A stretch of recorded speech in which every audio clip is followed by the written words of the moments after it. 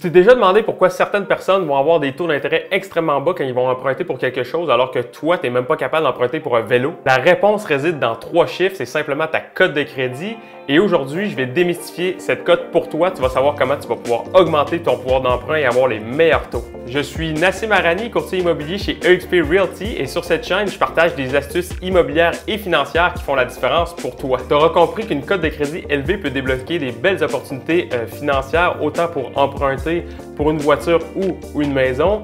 Et là, tu te demandes comment augmenter ça facilement. Bien, il y a quelques concepts clés à comprendre. C'est pas très compliqué. Si tu les appliques tous en même temps, tu pourrais augmenter ta cote de crédit très rapidement, quelques mois ou une année. Dans le fond, votre cote de crédit, c'est un peu comme votre bulletin financier. Ça a une grosse influence sur ce que vous allez emprunter, le taux d'intérêt, et ça peut même avoir une influence sur la capacité à louer un logement. Une cote élevée pour vous, ça va signifier un coût moindre et plus d'opportunités en fait. Je vous donne des stratégies d'amélioration. On va regarder ça en 5 points assez simples. Vous allez voir, c'est très facile. La première chose, sans surprise, c'est de payer à temps. Si vous avez des retards, ça fait une belle tâche au dossier. Essayez vraiment de payer toujours avant la date au complet. La régularité de vos paiements compte pour 35% de votre cote de crédit. J'ai pas besoin de vous dire que c'est une grosse pointe de tarte. Une bonne stratégie pour éviter les paiements en retard que moi j'utilisais personnellement, c'est d'automatiser d'un compte à l'autre. Ça m'aide beaucoup, puis ça évite les oublis aussi quand tout est automatique. C'est sûr que ça demande une petite connaissance de votre budget, mais si vous êtes rendu à améliorer votre cote de crédit, je pense que vous êtes rendu aussi à faire un bon budget. La deuxième chose qu'ils considèrent pour votre cote de crédit, c'est l'utilisation que vous en faites. Essayez le plus possible de maintenir vos soldes en dessous de 35%. Si c'est pas possible, on vise le 50 et moins. Donc, si jamais vous avez une limite de crédit de 10 000 $, essayez de ne pas dépenser plus que 3 500, au maximum 5 000. Ça va prouver que vous faites une bonne utilisation du crédit et que vous êtes capable de gérer efficacement. Ce qu'ils viennent étudier quand ils font ça, c'est qu'ils regardent vos habitudes.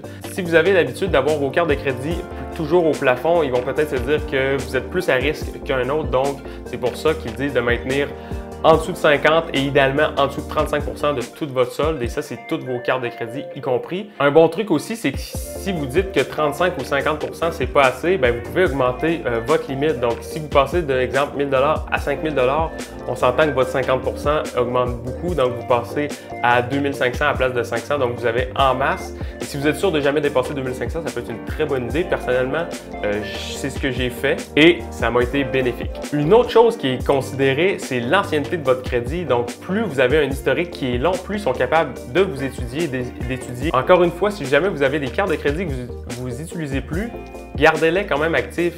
Si vous pouvez même couper la carte puis simplement garder le compte actif, il faut absolument que votre historique reste là parce que plus il est ancien, plus que eux ils ont d'historique. J'ai encore ma première carte de crédit que j'utilisais quand j'étais jeune. Le compte est encore actif.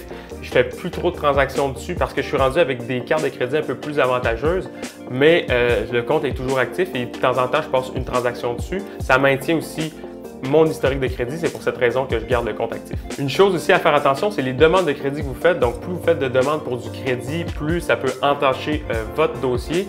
Donc, on s'entend que si vous faites plusieurs demandes rapidement, ils vont se poser des questions. Ça veut dire que vous avez un grand besoin de crédit. Puis eux, ce que ça leur prouve, c'est que vous êtes peut-être plus risqué qu'un autre. C'est toujours une question de risque. Gardez ça en tête, puis vous allez naturellement faire les bons choix. Une autre chose qui peut améliorer grandement votre cote de crédit et montrer que vous êtes un bon gestionnaire, c'est la diversité du crédit. Ce que je veux dire par là, c'est avoir plusieurs sources de crédit si vous en avez la chance, bien sûr. Exemple, carte de crédit, prêt automobile, prêt hypothécaire. Donc, ça vous démarque parce que vous leur démontrez que vous êtes capable de gérer une multitude d'engagements différents et que vous êtes toujours on time. Vous voyez, c'est quand même assez simple. Il y a quelques erreurs qu'il faudrait que vous évitiez, comme j'ai dit plus tôt.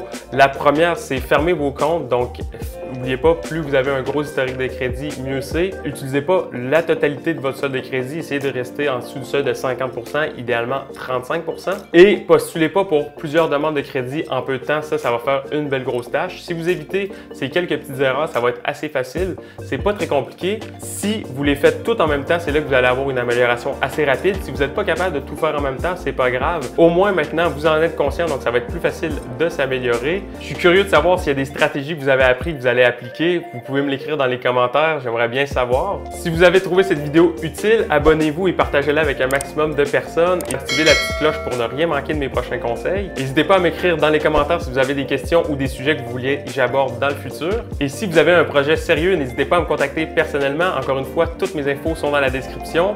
Et sur ce, je vous dis à la prochaine. Ciao!